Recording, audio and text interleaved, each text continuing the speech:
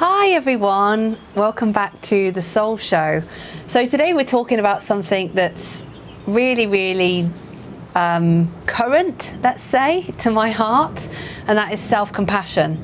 So obviously self-compassion is a topic that is always very current in everyone's life, but it's something that I've particularly been honing in on over the last couple of years whilst I've been unwell, really noticing how self-compassion is not or is playing a part in my life and how that was affecting me. So when we think about self-compassion, I like to start with thinking about compassion. So compassion is something that most of us will quite easily come to. We notice and can hold the suffering of someone else, so we can feel that suffering. So sometimes have overlaps with empathy, but it's basically noticing the suffering of somebody else. So think about when you see someone upset or hurting, or you hear on the news about something awful happening, that feeling of like wanting to alleviate that suffering, but noticing it. Yeah. So when we then turn that inwards, it becomes self-compassion. And this is something that isn't always as, I don't want to say easy, but as natural to many of us. So I'd like to just talk a little bit about, first of all, why that happens. So self-compassion would be noticing how you're feeling, which first of all might be something that many people aren't very natural with. So in our society, it's not often that we're maybe taught that we can be really paying attention to how we feel inside. And actually this whole industry is made around ignoring that, purposefully not listening to that, like pushing through, distracting, forcing yourself onwards, and also living a life maybe that isn't aligned with you. But this episode isn't about that. But just to note that the first part of self-compassion is actually being mindful of how you feel. And so that's maybe a first step as why we're not showing ourselves compassion. Because if we don't even know how we feel, then how can we then be compassionate towards that? But secondly, as I said, there's whole industries around not wanting to feel pain. So part of compassion is honouring whatever is there. Yeah. And so if we are brought up, or in our society, there's the whole feeling that pain is not good. Get rid of pain, stop pain. Think about all the painkillers there are in the world. And I'm not saying that we should just sit with pain, but pain is a message. And so if we just think that whenever pain shows up in whatever form it shows up, we just need to get rid of it, then we can see how that isn't compassionate. So just imagine for a moment that a friend comes to you and they're feeling pain around a situation. Maybe they're grieving something, or they're going through something really hard, or they're not very well. And you immediately want to stop that pain. So you offer them a painkiller or a way to get out of their situation, immediately offer a solution for them to not be in that situation. Can you see how that's not compassionate? You're not actually noticing and witnessing the suffering of the other. So that wouldn't be a compassionate response, and most of us wouldn't do that. I think about the ways in which I might approach myself in those times, and I can immediately know if it's compassionate or not, because I can think about how I would react to a loved one if they came with that same problem. So that's the first thing that was really a deep opening, or a deep way into this practice for me, was how am I approaching myself? And would I approach somebody else in that way? So that's how self-compassion might not be there, how it can just not be something that we know. It can seem really strange maybe that we would lack that genuine ability to be compassionate and nurturing towards ourselves. But if we think about the ways in which the outer world doesn't encourage that, it can be really easy to see how that's not something that many of us find easy. You then put on top of that childhood development. Now this is a topic that I could go on for days. I've really delved into this to know my own inner world and to understand it. And for a lot of us, there'll be a lot of instances where we meet things that tell us as a child, and while we're developing, that we're not good enough, that what we're doing isn't okay.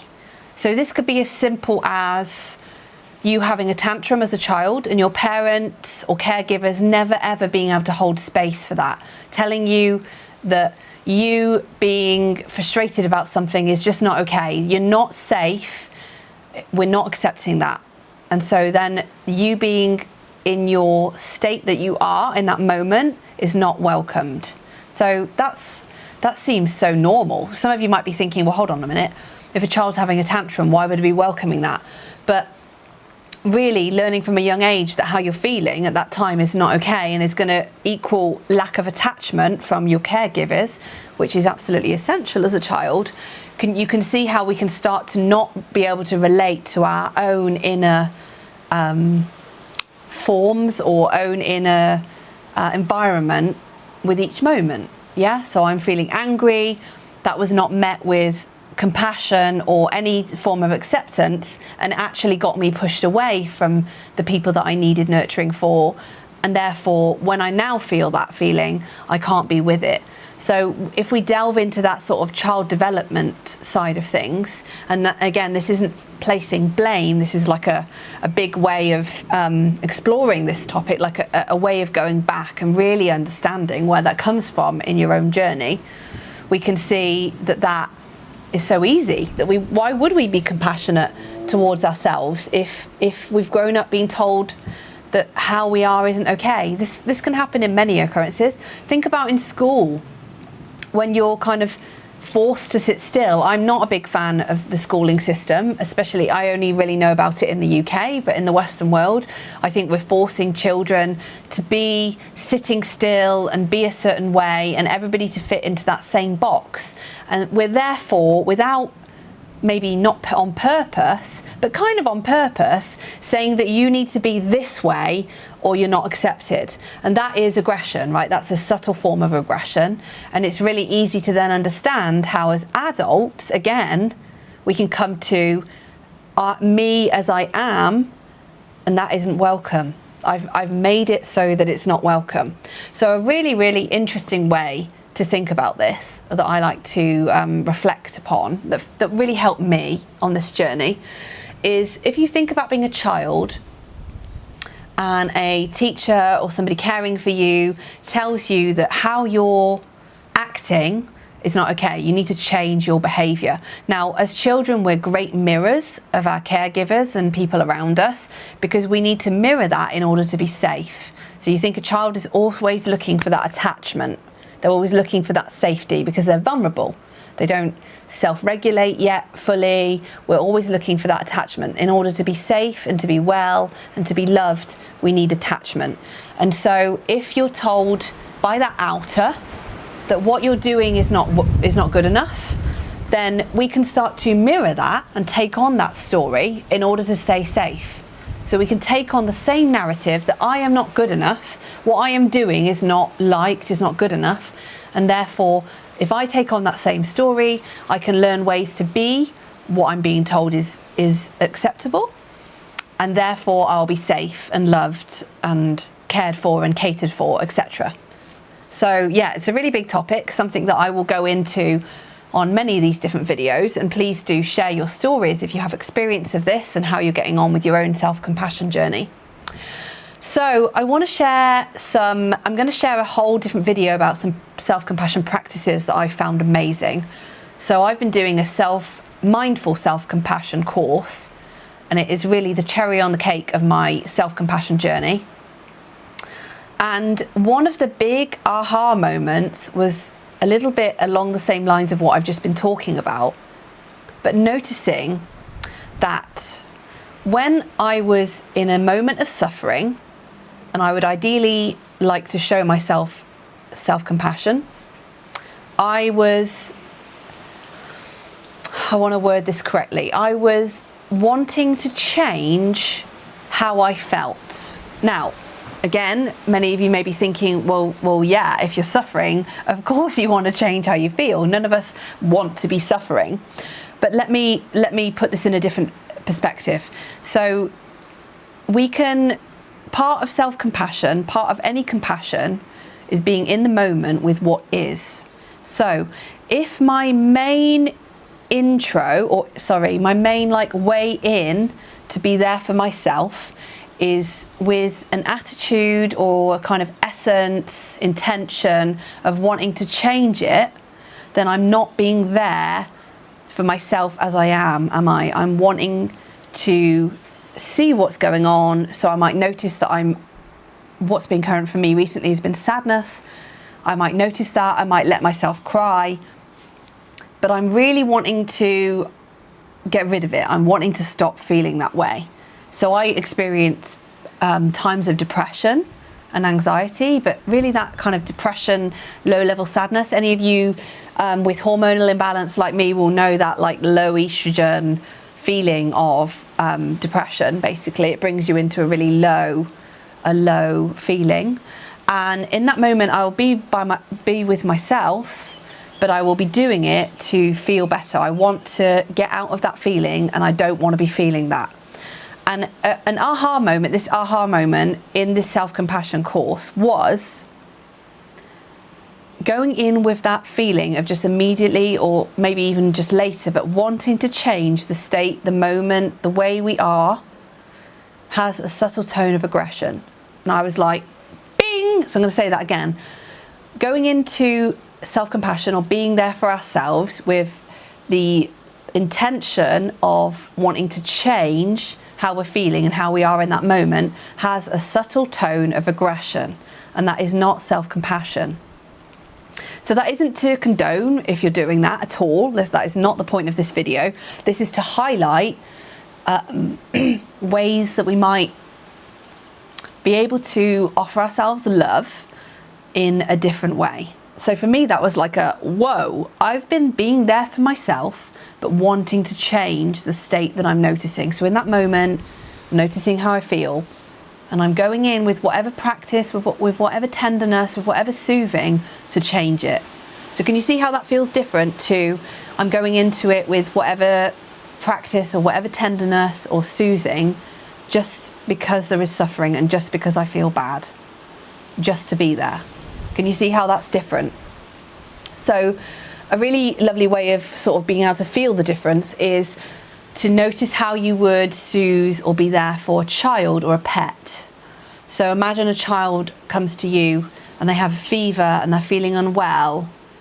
You might want to help that child feel better. You might look for that medicine, and it doesn't mean stopping doing those things that will help you feel better.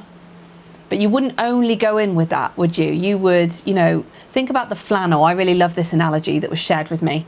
Think about that flannel that you're placing on a feverish child's head and their body. That flannel is not taking the reason for the fever away. So it's not making the fever go away. It's just soothing them. Maybe you would hug them. That isn't making the fever go away, but you're just doing it for the sake of doing it, just to be there with their suffering. And that is true compassion. So that really, really opened something for me, like, whoa, can I just be there in the moment for whatever I'm going through, just to be there? And again, that doesn't mean giving up the medicines that I use. So for me, like Qigong, yoga, meditation, yoga nidras have literally changed the game for me whilst I've been unwell. It doesn't mean stop those things. It doesn't mean when I notice that I feel unwell, I won't reach for a friend to soothe me, ask Sean to be with me. I won't self-regulate, I won't have a bath. But if I only do those things to change the state rather than to actually just be there for myself, can you see how that's different? I'm not showing myself true self-compassion. And that has just been a real game changer for me when being there for myself. Now, again, the first step to self-compassion, which again I'll talk about on another video, is mindfully being able to be there for yourself. So it's having that mindfulness to notice how you feel at the time. But that second part is that kindness, that soothing, that being there for yourself for whatever you need in that moment, but not with a subtle form of like, right, I'm going to do this because then I'll feel better. Because self-compassion is showing up for what is there, what is here right now. It's just being with it.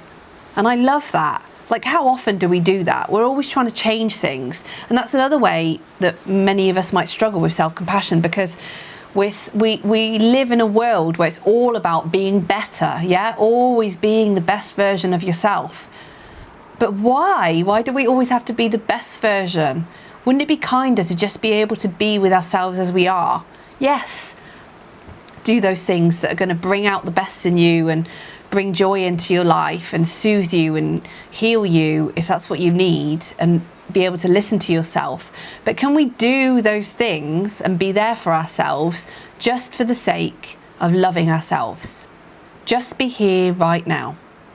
So I'm going to offer a little short moment for you to actually experience this. So if it feels good to you and you're not driving, obviously if you're listening to this while you're driving, then maybe pause the video and come back to it when you can sit with yourself. But just maybe just taking a closed eyes, comfortable position. Excuse the wind here in Ibiza. It would be me sitting with exactly as it is, that I'm welcoming the wind that isn't usually here, showing up for us today. But can you just start to maybe notice how you feel in your heart space? Taking a hand onto yourself, maybe your heart, your belly, your womb. And again, I'll share some practices around self-compassion in a practical video, but just for now, can you just be here for yourself as you are? Not wanting to change anything. Just going inward, noticing how you feel in your body. Maybe you pay attention to your feet or your hands. Can you relax your shoulders? Can you relax your jaw? Can you soften your belly?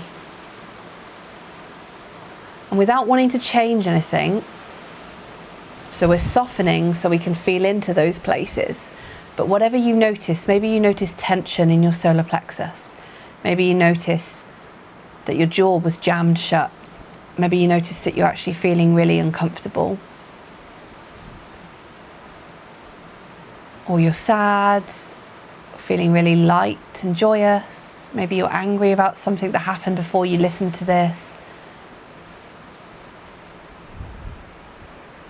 But can you just meet whatever is there in a way that you would a child or a pet or somebody that you love? Just being there, just witnessing what is.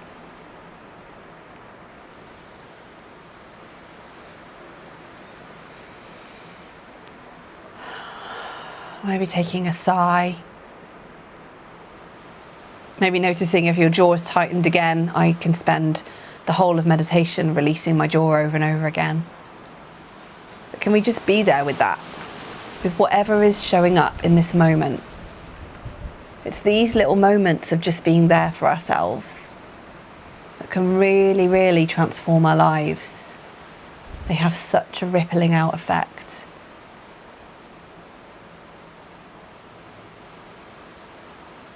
And if you're like me and you're often wanting to feel better or make yourself better or do something to better you, maybe you can just let that go. You don't need to change how you are in this moment. And if it's uncomfortable, then do whatever you need. But asking yourself, what do I need right now? Just what do you need? Right in this moment. Just what would soothe you? What would be really kind for you? How would you feel your own kindness and compassion? The way we find it so easy to show other people.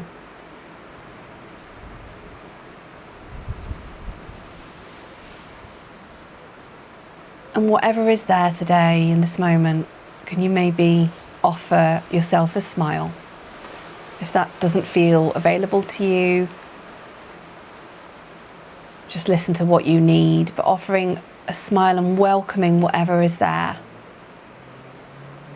It might be something that really doesn't feel nice to welcome. But it's in welcoming all parts of ourselves that we can really be who we are.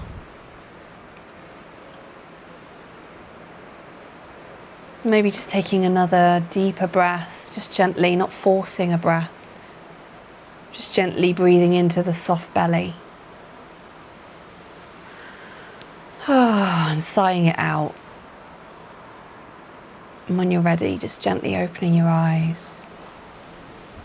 So if you really like this, I do invite you to go over and find below in the show notes the self-compassion meditations. Some are my own and some are part of the Mindful Self-Compassion course. Please do go and have a look. You'll find the first video is the first audio or video, depending on how you're watching this, is the one that really goes along with this. It's an extended version of this, showing up for yourself. And I do it many times every day. So maybe it's something, it's just a short practice that you could come to as many times as you like. You can also find that on Insight Timer on my channel. So I just touched upon there that welcoming whatever is here. And that's another little tiny micro practice that we can keep coming back to, is just welcoming what is here. Because in order to be, as we just said, the best version of ourselves that a lot of us might want to be, but in order to really be ourselves, we have to be wholly ourselves. And coming back to that wholeness, maybe your healing, whatever way that you look at it, really, really requires more than just practices and things to change our state. It really deeply, to come back into wholeness of who we are, to really be ourselves and embody our soul's purpose, we have to be all of ourselves. We have to welcome all parts. So we're going to touch on shadow in this show. So if that's something that you are exploring or would like to explore more of, then please do share that. We'll be sharing videos about shadow. But it's welcoming all parts of ourselves. That pain, those neuroses, the inner critic that is really too harsh, all of that is welcomed. Because in order to transmute it and to really know all of ourselves and love ourselves, we have to welcome it. You know, and even that kind of wanting to welcome it in order to change it can just get us down that slippery slope of like subtly being aggressive towards ourselves. But when you know all of you and you can love all of you, then those parts of you aren't running the show in the background. You know, those kind of, for me, inner critic runs the show a lot of the time. And so in order for me to come back to wholeness and really be who I am, then I don't want to shame that inner critic. I don't want to be like, oh, you're here again, go away. If I can say welcome.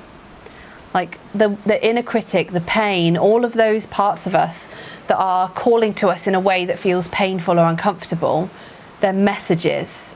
So can we welcome that? Can we smile? I know that can be really hard, but can we say, welcome?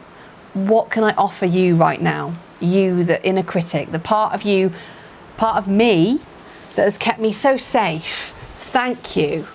I welcome you. Thank you for keeping me safe, because all those parts of us, all those parts that aren't self-compassionate and are maybe critical and harsh and hateful and loathing, self-loathing, those are parts that were developed in order to keep us safe, to keep us loved, to help us be what we thought the world wanted us to be. And so there's an invitation here to come back to who you actually are, to be able to love all those parts of you. Because in loving all parts of you, they don't feel the need to push on your behaviors. So it's one of those beautiful, beautiful feedback loops, yeah? So if I'm being critical of myself because I think that I need to be a different way in order to be loved, then if I love that critical part of me, can you see that I'm already getting the love that I'm wanting? So I don't need to be something else. I don't need my inner critic to be running the show and going, overboard, going hyper, always telling me I need to be a different way, because I'm loving it. I'm loving myself as I am.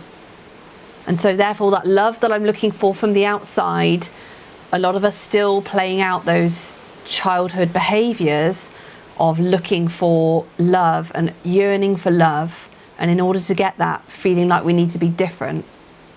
I'm not looking for it outside, because it all comes from within. And I'm welcoming all those parts, those fabulous parts that kept you safe as a child. Maybe didn't keep you safe, but tried to keep you safe. Tried to earn you love. Right when you needed it. Welcome and thank you. But right now, what do you need? And most of the time the answer is love. Self-love. So can we offer that to ourselves? Can we genuinely ask, what do I need right now? Can I be here with myself as I am and offer those things to myself in the way that I would a loved one? So I really hope you've enjoyed this journey with me today. Please do share where you are on your self-compassion journey. Maybe you're an absolute aficionado at this, and please do share your tips and best practices and the ways that you've learned to love yourself. Maybe you're not even able to notice how you feel. Maybe you're numbed out. I've been there. I was there for a long time and often still suffer with, wanting to shut away from how I feel. That's welcome too. It's all a journey. So I'm going to share, as I said, a meditation that goes along this video and some other practices. And there will be a whole practical episode on self-compassion as well, which I hope you'll join me for. But know that wherever you are on your journey, can you meet yourself as you are right now? So if you feel like you aren't compassionate to yourself at all, just meet that if you can. And do share and let us be here for you. I am here for you. And I welcome all of you exactly as you are right now. So thank you for being here. Thank you for being you. And remember to go gently. Namaste.